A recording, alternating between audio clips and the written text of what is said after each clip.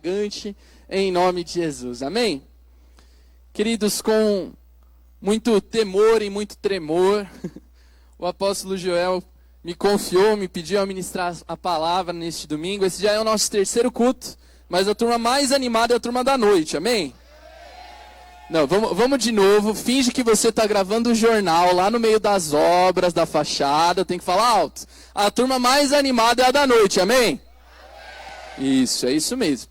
E nós estamos tão felizes por tudo aquilo que Deus já fez hoje. Hoje já foi um dia maravilhoso na presença do Senhor, e você que está aqui nesse culto, tem o seu coração preparado para viver grandes coisas, em nome de Jesus. Por isso, apóstolo, Sandra, somos gratos a Deus por vocês. Queremos a cada dia servir vocês com o nosso melhor. Obrigado por acreditarem em nós sempre. Sei que fala em nome de toda a igreja, amém?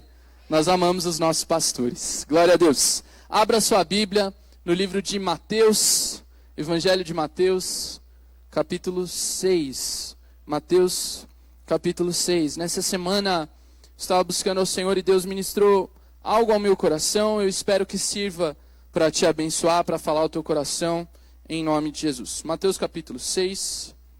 Quem achou, diga, eu achei. Quem não achou, pode acompanhar já na televisão também. O pessoal já deixou ali tudo pronto. O tema desta ministração é a suficiência secreta. Já já você vai entender onde nós vamos chegar aqui. Mateus 6:6, a palavra diz assim: mas quando você orar, vá para o seu quarto, feche a porta e ore a seu pai, que está no secreto. Então, seu pai que vê no secreto, o recompensará. Amém. Feche seus olhos. Senhor, nós queremos te agradecer pela tua palavra. Obrigado porque ela é viva, ela é eficaz, ela é verdadeira e ela nos basta, Senhor. Que nessa noite o Senhor possa ministrar os nossos corações. Reconhecemos que o lugar de honra é teu, Senhor. Para sempre será teu. Por isso, seja bem-vindo aqui, Espírito Santo. Tenha total liberdade no nosso meio. Em nome de Jesus. Amém. Então, esse texto que nós lemos, Mateus 6, o seu contexto, né, Jesus está ali explicando, colocando alguns alicerces muito importantes do Evangelho. E nesse momento ele está falando a respeito da oração. Explica como orar, até fala a respeito da oração do Pai Nosso. E aí, Jesus falando nesse contexto, ele fala, olha, quando você orar, não seja como aqueles que procuram se aparecer para as multidões. Pelo contrário, não procure a honra das aparências. Pelo contrário, vá para o seu quarto, feche a porta do seu quarto, e o Pai que te vê em secreto, Ele te recompensará. Por isso eu quero falar sobre a suficiência secreta. Porque a recompensa do Senhor é suficiente para nós, amém? A recompensa de Deus é mais que suficiente para nós. Embora as aparências, muitas vezes, enganam. Quantos aqui já foram enganados alguma vez por uma aparência? Você chegou num restaurante, você achou que você ia comer tão bem, estava lotado, tinha um menu tão bonito. Você chegou no McDonald's e você olhou para aquele Big Mac perfeitamente montado por um fotógrafo ali exposto. Você falou, eu vou comer esse negócio. E a hora que chegou não era nada daquilo. Quantos já passaram por isso? Aparências muitas vezes enganam. Nós passamos por diversas situações onde, aos olhos dos homens, parecia ser algo, mas na verdade não era. No secreto, não era. Eu lembro de algum tempo atrás, o apóstolo Joel ministrando aqui, passou alguns vídeos, né? Eu não vou perguntar quantos estavam aqui, porque à tarde tinha eu e mais 3, mas enfim, faz uns anos. O apóstolo Joel passou alguns vídeos falando a respeito de libertação, e aí falou de libertação financeira. E num desses vídeos, apareceu na época o homem mais rico do país, que era o Eike Batista, e aí ele estava dando uma entrevista, dizendo assim, por como você conquistou sua riqueza, tal, ele explicou quais são os seus sonhos. Ele falou, em 1 ou 2 anos, eu serei o homem mais rico do mundo. E aí, na época, todo mundo pensou, uau, né? É possível, vai dar. Na época do pré-sal, os negócios lá, todo mundo achou que ia ser o máximo, que ia dar certo. E aí, hoje, nós olhamos e vimos que não era nada mais do que aparência. Tudo mentira. Não tinha petróleo, não tinha por que ter caminhão, não tinha por que ter caminhão, não tinha por que ter nada, no fim não tinha nada.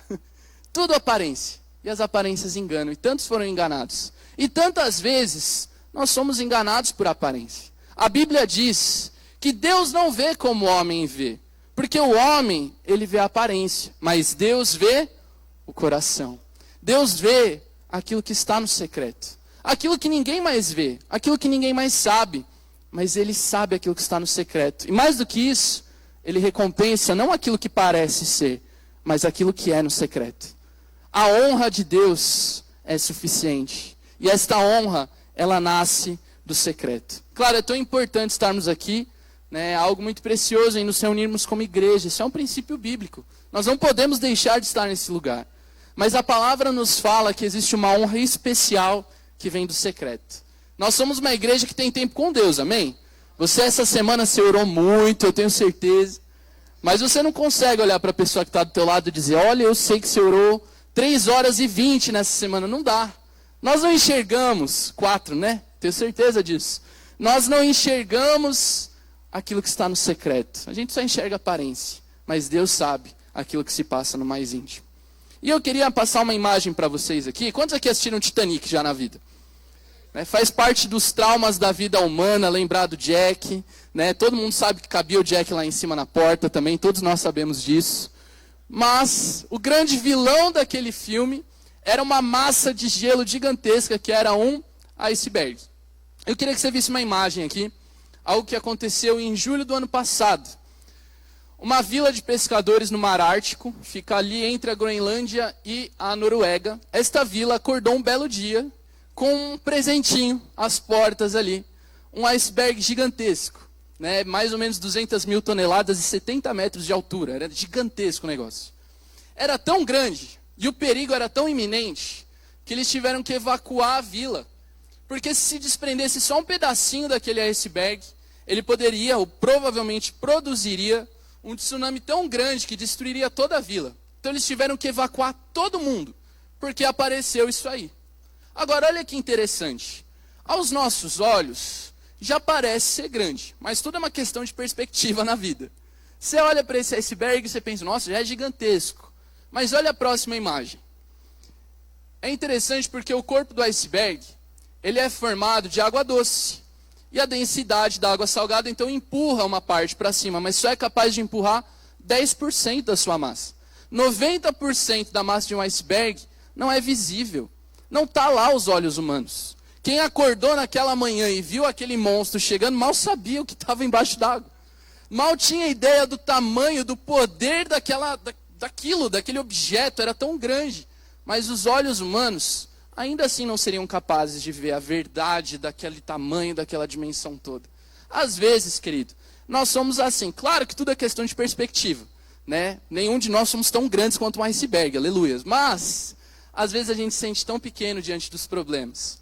Às vezes nós nos sentimos tão incapazes. Aquilo que os nossos olhos humanos podem ver, nós parecemos tão pequenos, tão impotentes. Né? Não há nada pior do que se sentir impotente. Pai, mãe que está aqui, você vê o seu filho enfermo, você vê a sua família passando por um período de dificuldade. Acho que não tem nada pior do que essa sensação de impotência.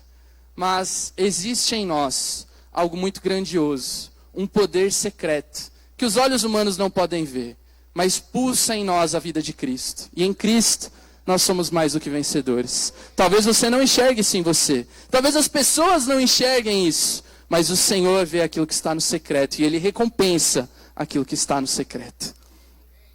Se você pode, abra sua Bíblia em 2 Coríntios 4,16. Que nós possamos colocar os nossos olhos não naquilo que se vê, mas naquilo que não se vê. Procurar aquilo que está no secreto, aquilo que não está visível. Como isso? 2 Coríntios 4,16 nos explica.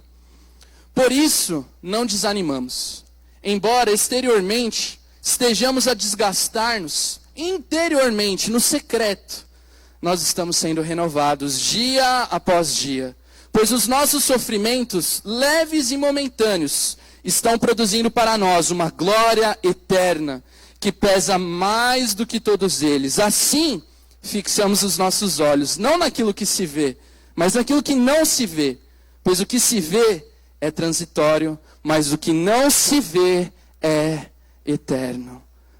Fixemos os nossos olhos, querido, naquilo que não é visível, naquilo que as aparências não mostram, mas naquilo que está no secreto. Porque aquilo que nós vemos é transitório, passa. As aparências dos homens passam.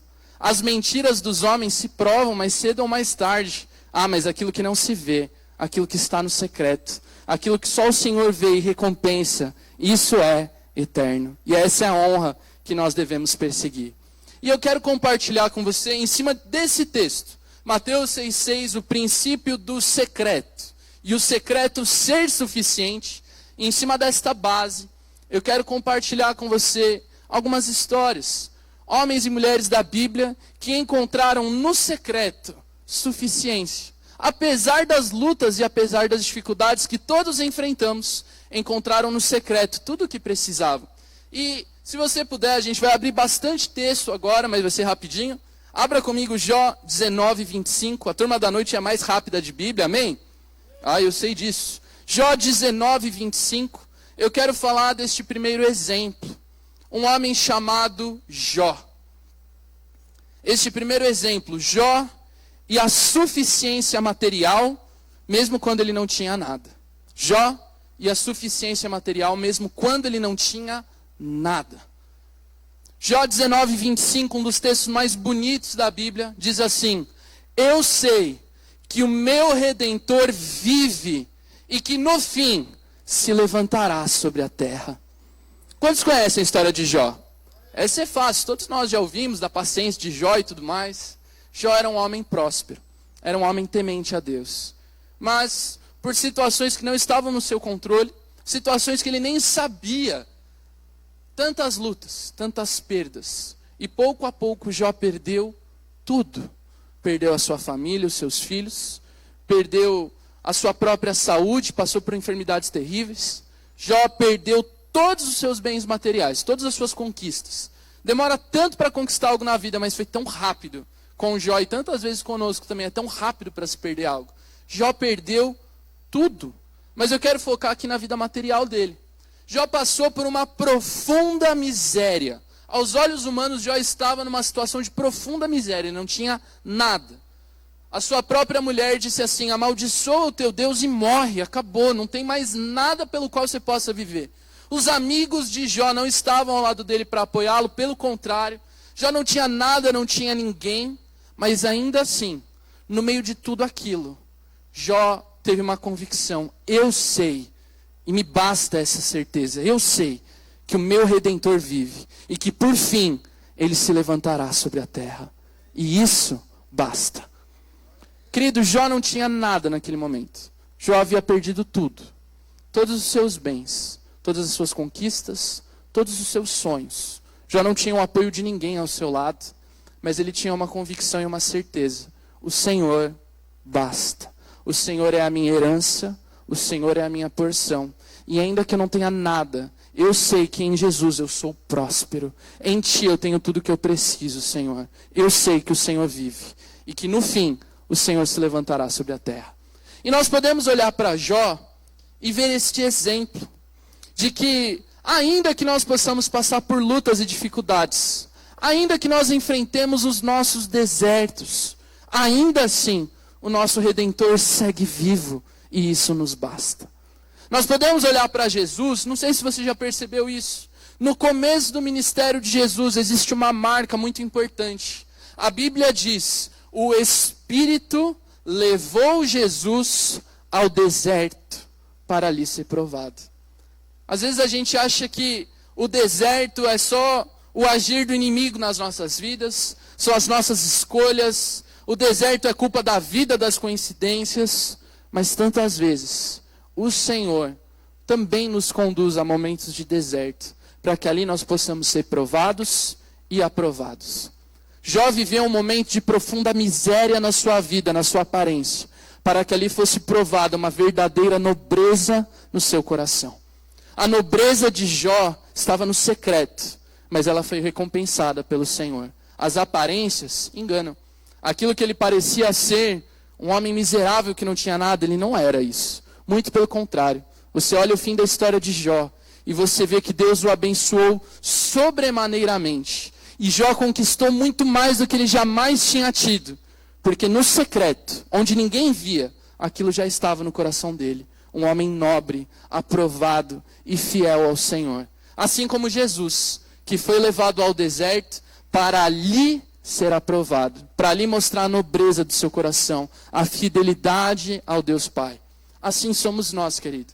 Quando nós somos levados ao deserto, quando passamos por momentos de perdas, quando as coisas não parecem estar tão bem, essa é a hora em que as aparências não vão dizer o que de verdade está dentro do nosso coração. Se nós permanecermos firmes nele, temos a convicção de que somos mais do que vencedores. Amém? Nos basta a certeza de que ele vive e que ele se levantará sobre a terra. Ele é o nosso Redentor, ele é a nossa esperança. Isso nos basta e sempre bastará, mesmo quando os olhos humanos não enxergarem nada. Jó, então, é um exemplo de suficiência material, mesmo sem ter nada aos nossos olhos. Mas há um outro exemplo, que está no livro de Gênesis, capítulo 6. Gênesis, capítulo 6. Versículos de 17 em diante. Eu quero falar sobre este segundo exemplo. Noé e a suficiência da promessa, mesmo quando não havia sinal do seu cumprimento. Noé e a suficiência da sua promessa, mesmo quando não havia um sinal do cumprimento dela. Gênesis 6:17, pode acompanhar também na televisão, diz assim: Eis que vou trazer águas sobre a terra, o dilúvio para destruir debaixo do céu toda criatura que tem fôlego de vida. O Senhor dizendo: tudo que há na terra perecerá. Mas com você, Noé, estabelecerei a minha aliança, e você entrará na arca com seus filhos, sua mulher e as mulheres de seus filhos. E o versículo 22 conclui dizendo: Noé fez tudo exatamente como Deus lhe tinha ordenado. Essa é uma história fácil, nós conhecemos. Havia tanto pecado, tanta maldade na terra, que Deus então decide que ele mandaria as chuvas, o dilúvio sobre a terra, e isso destruiria tudo. Mas Deus então encontra um homem chamado Noé, e diz isso para Noé: Noé, eu tenho uma aliança com você, eu tenho uma promessa para a sua vida. Isso tudo vai acontecer, mas eu quero te dar aqui um chamado, uma direção. E Deus é específico, Deus vai nos detalhes. Faça isso de tal medida, de tal jeito, com tal material. Deus é tão específico que seria impossível Noé duvidar. Foi o Senhor que falou comigo e eu sei disso, ponto. Mas pare para pensar algo. Isso milhares de anos atrás. Não havia 1/10 das capacidades que nós temos hoje. Noé então recebe uma palavra, uma promessa e um chamado de Deus. E Noé acredita nisso e começa a construir uma arca. Mas muito tempo se passa. Se fosse hoje, passaria muito tempo. Quanto mais naquela época. O trabalho que seria necessário, o tempo investido que seria necessário. Nós lendo hoje em 2019 é de um versículo para o outro. Parece que, papum, construa uma arca e a arca está construída. Mas, querido, foi muito tempo, muito tempo. E você consegue imaginar, no meio do nada, você começar a construir um barco gigantesco, como nunca havia sido construído. O motivo de ser ridicularizado pelas pessoas, sem ter uma nuvenzinha no céu, sem ter uma gotinha de chuva caindo, sem nada. A única coisa que Noé tinha era a certeza da sua promessa. E isso bastou. Não havia profetas na esquina, esperando Noé para dizer: eis que te digo, construirás uma arca. Não tinha ministrações de YouTube, não tinha nada. Não tinha multidão dizendo: Noé, não tinha nada. Noé estava sozinho. Mas ele sabia que ele tinha recebido uma palavra, uma promessa. Havia um chamado sobre ele. O tempo podia provar essa promessa. O tempo prova promessas.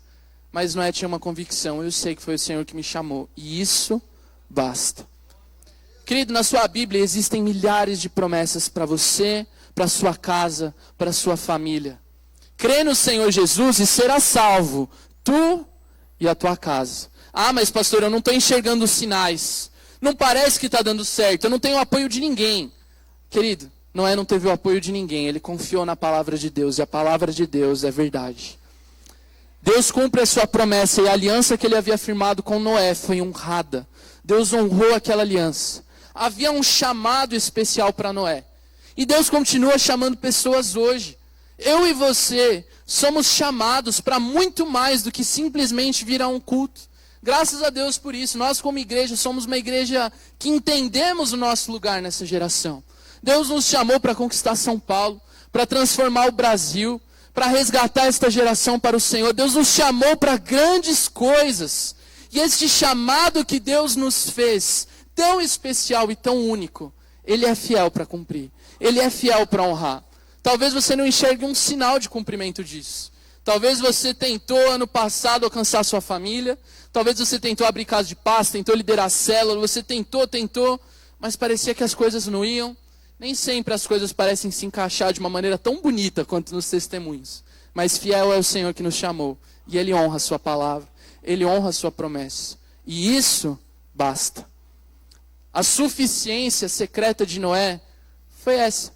Nas aparências, Noé talvez fosse um cara louco.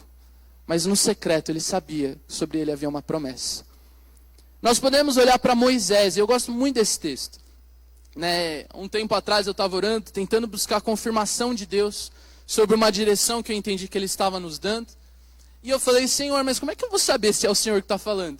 E aí Deus me levou a esse texto, onde lá na sarça ardente, Deus então se encontra com Moisés e diz, Moisés, já saímos de Noé, estão comigo ainda, né? Não errei não, é Moisés mesmo, fica na paz de Jesus.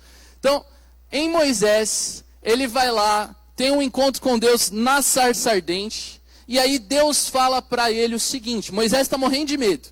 Senhor, será que é o Senhor? Eu não consigo, eu não vou, eu sou pequeno, blá, blá, fala tudo lá. E aí Deus fala o seguinte para ele, Moisés, esta é a prova que eu estou contigo. Você vai tirar o povo do Egito, como eu disse para você fazer, e você vai chegar até esse monte, e vai dar tudo certo. Deus, como é que eu vou saber que o Senhor está comigo? Faz, e vai dar certo, aí você vai saber que eu estava com você.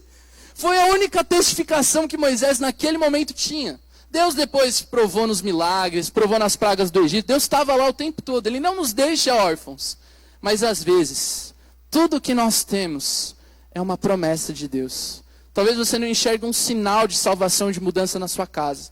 Talvez você esteja enfrentando um tempo de tanta luta na sua vida. Mas você sabe que existem promessas sobre a tua vida. Você não está enxergando um sinal. Mas aquilo que você tem, você pode se apegar, porque é suficiente. É a promessa do Senhor. E ela basta. Moisés se apegou àquela promessa. E sabe o que aconteceu? Ele saiu com 2 milhões de pessoas do Egito. E ele chegou no monte onde Deus disse que ele chegaria. Noé se apegou na promessa do Senhor. Deus disse que faria uma aliança e salvaria a sua casa. E Deus honrou essa aliança e salvou esta casa. Tantas e tantas histórias, querido. Culto da noite a gente pode dar uma esticadinha a mais, né? Então tá bom. Algumas semanas o apóstolo ministrou no Tadel. Você que não veio no Tadel, você não sabe o que você perdeu, né? Tem palavra que é só de Tadel. E aí o apóstolo ministrou aqui, abriu um momento do ministério dele, em que surgiu um empresário, se dispôs ali a investir no ministério, e ele fez essa comparação com Jesus no deserto. Eu senti ali como se o Senhor tivesse me levado para provar o meu coração, e eu fui tentado ali. E eu lembrei, quando ele contou essa história, da minha vida também. Eu sou pouco de abrir aqui na frente, né? Mas eu me lembrei disso. Em abril de 2012, quando eu tomei a decisão de vir para cá em tempo integral. Eu lembro que aquele foi um período de muitas dificuldades para nós. A gente estava noivo, a gente ia casar, a gente não tinha comprado apartamento ainda, né? Estava num momento, assim, o pior momento possível para ir para uma situação meio incerta. Eu lembro em abril de 2012, eu trabalhava numa grande multinacional, né? Tem um casal de discípulos que trabalham lá hoje, por exemplo, eles podem falar também. Abril de 2012, a minha área ficou responsável por fazer o balanço da América Latina da nossa empresa. E aí a gente mandou para bater com o balanço global. Foi uma sexta-feira, meu gerente sentou comigo, e foi o dia que eu pedi demissão para vir para cá. Aí ele falou assim, você tem certeza do que você está fazendo? Não, eu tenho certeza. Deus me deu uma promessa, Deus me deu um sonho. Aí ele tirou o balanço, falou, esse ano a previsão global da empresa é de 65 bilhões de dólares. Era zero demais naquele balanço lá. 65 bilhões de dólares. Você é o nosso trainee, a gente vai mandar você ano que vem para os Estados Unidos 6 meses, aí você volta, vai para o México 6 meses, você volta e assume gerência América Latina. Deus do céu! Como aquela hora, eu admito que eu me senti assim como o apóstolo abriu aqui. Como se fosse a profunda tentação, o momento da decisão mais importante da minha vida. Eu saí da empresa, eu falei, eu tenho certeza, o Senhor me chamou e eu me apego a essa promessa, isso me basta. Saí da empresa, fui para o estacionamento, Eu tinha um carrinho lá, 1.0, que mais deixava a gente na rua que tudo. Para variar, ele me deixou na rua aquele dia. E aí eu liguei para minha esposa, que na época era noiva. Falei, você tem certeza? Você está comigo nisso? Falou, não, nós temos certeza. E queridos, 7 anos se passaram. E graças a Deus, o Senhor honrou cada uma das suas promessas. Faz 7 anos que eu tomei uma das melhores decisões da minha vida. Talvez, querido, eu não tinha, né? Graças a Deus nós somos uma igreja próspera, muito próspero. Ainda não chegamos nos 65 bilhões de dólares, ainda. Não tinha lá o apóstolo Joel com um report anual, ó, esse ano vai dar 3 bilhões, não tinha. Mas eu tinha uma convicção, Deus me chamou para algo. Talvez as aparências, os relatórios, nada comprovava, nada embasava aquela decisão. Mas a promessa do Senhor basta. Assim foi na minha vida, eu fiz uma escolha e eu sou tão grato a Deus por ela. E eu tenho certeza que Deus tem promessas para você. Existe um chamado para a sua vida, como houve um chamado na vida de Noé. Ninguém podia fazer aquilo que ele tinha que fazer. E Deus te escolheu para algo, querido. Talvez você não tenha tudo às suas mãos para comprovar que você tem que fazer. Mas se o Senhor te chamou a fazer, faça. O Senhor te chamou para liderar, para conquistar vidas, para mudar a tua família, para abrir casas de paz, para ganhar multidões para Jesus, faça. Isso basta. Ele estará com você e a promessa do Senhor é mais que suficiente. Às vezes a gente não vê a coisa acontecendo, né? Que nem a reforma da fachada. A gente falou, enfrentamos tanta luta, tanta dificuldade, pareceu que não ia sair. Aí um belo dia você chegou aqui, opa, tá quase tudo pronto. A gente que trabalha aqui todo dia, a gente está vendo o dia a dia, né? Quem vem aqui menos, um belo dia você vai chegar aqui e vai estar tudo pronto, do dia para a noite. Assim é conosco também. Existe uma história, né? A história atribui a Thomas Edison uma frase muito bonita. O inventor da lâmpada elétrica incandescente. Né, às vezes, a pessoa nem falou tão bonito, mas na plaquinha ali da estátua, na arte de Instagram, tá super bonito, preto e branco. Às vezes a pessoa só falou umas palavras lá e alguém colocou isso bonito numa frase. Aliás, fazem isso com a gente também, não sei se já passaram por isso. Você tá pregando aqui, você fala uma frase meio torta, aí você chega em casa, você abre o Instagram, tem uma frase, eu não falei isso, mas tudo bem, pode, deixa minhas frases bonitas aí. E aí, há uma frase que foi atribuída a Thomas Edison. Ele tentou e tentou muitas vezes produzir uma lâmpada elétrica. Diz a história que foram mais de 10 mil tentativas frustradas. E aí perguntaram para ele, mas por que você tanto tenta? De que está valendo a pena você ficar fazendo tudo isso? E aí Thomas Edison encheu o peito e falou, olha, eu descobri 10 mil maneiras de não fazer uma lâmpada elétrica. Não vai, e um belo dia, foi. Assim é nas nossas vidas. Seria tão bom se tudo tivesse 15 mil testificações, não é? Todo dia de manhã se acordasse, tivesse alguém na rua dizendo, eis que te digo, o Senhor... Não, mas não é. A vida não é assim. Tem hora que tudo que nós nos temos para nos apegar é na palavra do Senhor. Ela não muda, ela não falha e ela basta. Se existe uma promessa, querido, Ele é fiel para cumprir na sua vida, na sua casa e na sua família, em nome de Jesus. Amém? Glória a Deus. Ele é fiel, Ele é fiel. Olhamos para Jó, alguém que foi suficiente na sua vida material, sem ter nada. Olhamos para Noé e Moisés também. Alguém que não tinha nada para se apegar, senão uma promessa. E isso bastou. Mas nós podemos olhar para um terceiro personagem, está em Lucas, Evangelho de Lucas, capítulo 7. Lucas, capítulo 7, nos fala de um centurião. E é isso que eu quero ministrar, o centurião e a suficiência da palavra de cura, mesmo quando havia muita distância para comprovar aquela cura. O centurião e a suficiência dessa palavra de cura, mesmo quando ele tinha que vencer a distância para comprovar que teve cura mesmo. Lucas, capítulo 7, versículos de 1 a 10.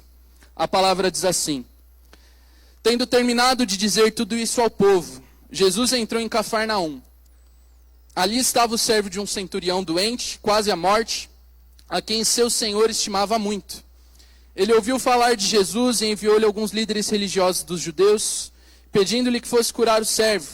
Chegando-se a Jesus, suplicaram-lhe com insistência: Este homem merece que lhe faças isso, porque ama a nossa nação e construiu a nossa sinagoga. Jesus foi com eles. Já estava perto da casa quando o centurião mandou amigos dizerem a Jesus: Senhor, não te incomodes, pois não mereço receber-te debaixo do meu teto. Por isso, nem me considerei digno de ir ao teu encontro. mas diz uma palavra, e o meu servo será curado. Pois eu também sou homem sujeito à autoridade, com um soldado sob o meu comando. Digo a um, vá, ele vai. A outro, venha, e ele vem. Digo ao meu servo, faça isso, e ele faz. Ao ouvir isso, Jesus admirou-se dele. Voltando-se para a multidão que o seguia, disse, eu digo que nem em Israel encontrei tamanha fé. Então, os homens que haviam sido enviados voltaram para casa e encontraram o servo restabelecido, curado, restaurado. Essa é a cura à distância, a cura EAD de Jesus. O centurião não pôde ir ao encontro de Jesus. Aliás, ele em momento algum foi. No fim ele mandou os servos. Jesus estava chegando perto da casa já do centurião. Mas Jesus não chega até o encontro daquele servo que estava doente. Mas o centurião creu. Senhor, uma palavra só do Senhor basta. Se o Senhor falar, se o Senhor disser, se o Senhor soltar uma palavra de cura dos seus lábios, isso é suficiente, eu sei que isso basta. E Jesus falou, olha, nem em Israel eu vi tanta fé. E sabe o que aconteceu? Houve uma palavra de cura, e houve cura. Mas havia uma distância a ser vencida. Ali houve um lugar de encontro com Jesus. O centurião representado ali então por aqueles homens, chegaram até aquele lugar, receberam uma palavra de cura de Jesus, mas havia uma distância a ser percorrida, até que aquela cura pudesse ser comprovada. Sabe uma coisa que sempre tenta impedir a nossa fé, sempre tenta nos levar à incredulidade? A distância. Não é fácil ser constante, não é fácil passar pelas lutas da vida, e não desistir das palavras que recebemos aqui. Não é fácil, mas é possível. Aquele centurião, ele se apegou a uma palavra de cura que Jesus havia soltado. E não importava a distância, ele sabia que ele chegaria àquele lugar e comprovaria a cura. Eu brinquei aqui hoje que vai chegar o dia em que nós vamos ter na igreja vários equipamentos de exame, vai ter raio-x, vai ter tomografia, recebeu oração de cura, passa lá, pega o laudo, está curado, vai embora. Um dia a gente vai chegar nisso. Mas por enquanto, querido, se você precisa de uma oração, e hoje você vai receber essa oração, mas você vai ter que vencer a distância. Você vai sair por essas portas, você vai ter uma noite onde tantas coisas vão tentar soprar na sua cabeça, na sua mente. A incredulidade vai tentar bater o teu coração. Mas amanhã, terça, quarta, até o lugar onde você comprove, o Senhor fez, seja inabalável. Como aquele centurião decidiu ser. Senhor, uma palavra do Senhor, basta. Se o Senhor disser, eu creio, e o Senhor fará. O salmista diz o seguinte, os homens, nós somos como uma nuvem que desaparece, mas o Senhor, antes que os montes nascessem, antes que Ele formasse a terra e o mundo, sim, de eternidade em eternidade Ele é Deus. Nós passamos, a gente muda, Ele não muda, a palavra dEle não muda. E as promessas do Senhor sobre nós, sobre a nossa casa e sobre a nossa vida, sobre a nossa saúde, não mudam. Isaías 53 diz, Ele, Jesus, levou sobre si toda a dor, toda a enfermidade, toda a maldição, todo o pecado. E o castigo que nos traz a paz estava sobre Ele. E pelas suas pisaduras, pelos sofrimentos de Jesus, pelo preço que Ele pagou por nós. Hoje, nós somos sarados, querido. Nós podemos ser inconstantes, Ele não. Ele é constante e eterno. E se Ele declarou isso sobre nós e sobre a tua vida, isso é a verdade. Em Jesus, nós somos curados. Em Jesus, nós temos direito a uma vida eterna, plena, abundante. Assim somos nós, querido. Nós precisamos vir a este lugar de encontro. Você veio ao lugar de encontro com Jesus hoje. É o secreto? Claro que é o secreto. Mas quando estamos reunidos em 2 ou 3, no nome dEle, ali Ele está. Você veio ao lugar onde Ele está hoje. Jesus está aqui. E uma palavra só de cura de Jesus sobre a tua vida muda tudo. Uma palavra do Senhor sobre as nossas casas, sobre as nossas famílias, muda tudo. Deus continua fazendo, Deus continua operando. E sabe de algo? A palavra de Deus continua sendo suficiente. E eu quero já caminhar para a conclusão nesse tempo. Nós vamos orar aqui. E talvez você, assim como eu, se encontre, se identifique com qualquer um desses personagens. Talvez, querido, estava tudo tão bem, mas de repente algo soprou contra a tua vida material e você se sentiu tão insuficiente, impotente, tão pequeno. Como é difícil enfrentar isso. mas todos nós passamos por momentos assim. Jó passou por esse momento, onde ele olhou não para as aparências, mas olhou para dentro de si mesmo com a certeza: existe algo em mim, uma convicção e uma certeza de que o meu Redentor vive. E essa certeza me basta. Que nessa noite nós possamos ter essa certeza e que ela baste. Noé só tinha uma promessa para se apegar. Ele não tinha nada mais que pudesse trazer convicção e certeza ao coração dele. Mas a promessa bastou. Existe um chamado de Deus para você, meu amado? Deus te escolheu. Deus te chamou aqui nessa noite. Deus te plantou numa casa, numa igreja, para você ser cuidado, para que você crescer, para que aqui você pudesse ser um instrumento. Deus te trouxe até aqui com um propósito. E sabe de algo? As promessas do Senhor sobre a tua vida são verdadeiras e se cumprem. Ou talvez, assim como aquele centurião, havia enfermidade naquela casa. Você esteja enfrentando enfermidade, lutas. Tudo acontece, chegamos em 2019, toda a tecnologia que já foi desenvolvida, mas ainda há tanto que nós não podemos fazer. Ainda há tanto que é incapaz para os seres humanos realizarem, curarem. Mas não há impossíveis para o nosso Deus. E tudo o que você precisa ouvir nessa noite é uma palavra de cura. Como Jesus liberou a cura e houve cura. E o último texto que eu quero compartilhar, você já pode se colocar de pé. O último texto que eu quero compartilhar contigo está em 2 Coríntios, capítulo 12, versículo 9. Você pode acompanhar pela televisão, 2 Coríntios 12, 9. O apóstolo Paulo passou por um momento de questionamento. Um momento em que ele não entendeu o porquê das coisas. Por que ele não conseguia vencer algo? Por que nem tudo era do jeito que ele esperava? Em 2 Coríntios 12, 9, o apóstolo Paulo escreve: mas ele, o Senhor, me disse: a minha graça te basta. Minha graça é suficiente para você, pois o meu poder se aperfeiçoa na fraqueza. Portanto, eu me gloriarei ainda mais alegremente em minhas fraquezas, para que o poder de Cristo repouse em mim. Eu quero liberar isso sobre a tua vida. Feche os teus olhos, querido. Nesta noite, você chegou a um lugar de encontro com Jesus. Talvez nem tudo esteja tão perfeito, mas sabe de algo? A graça do Senhor nos basta. E nós podemos nos alegrar em todo tempo, em toda dificuldade. A gente pode se alegrar no meio do deserto,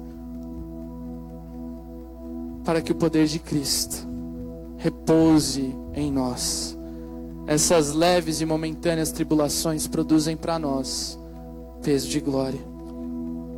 Feche teus olhos. Eu libero sobre você aquilo que a palavra diz. Nem olhos viram, nem ouvidos ouviram. Não subiu ainda ao coração humano aquilo que Deus preparou para aqueles que o amam. Olhos não viram, querido. As aparências não mostram isso. Mas o Deus que vem em secreto, Ele recompensará. E a recompensa dele é suficiente. É suficiente. Talvez nessa noite, querido, você esteja passando, enfrentando um tempo de aparente insuficiência material. Parece que não dá. Mas eu quero te dizer que o seu Redentor vive. E que Ele é suficiente, Ele basta, com Ele dá. Talvez você esteja enfrentando um período de tanta incredulidade na sua promessa, dúvida no seu chamado. Será que foi isso mesmo que o Senhor me chamou para fazer, Deus?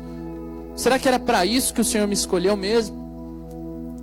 Assim como Noé, que não tinha nada a não ser uma palavra, eu quero declarar que Deus tem uma aliança com você e Ele é fiel para cumprir a cada uma das suas palavras.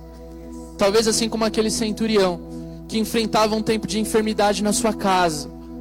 Você chegou ao lugar de encontro com Jesus e você sabe que aqui será liberada a palavra de cura sobre a tua vida. Mas vai ser tão difícil de vencer a distância.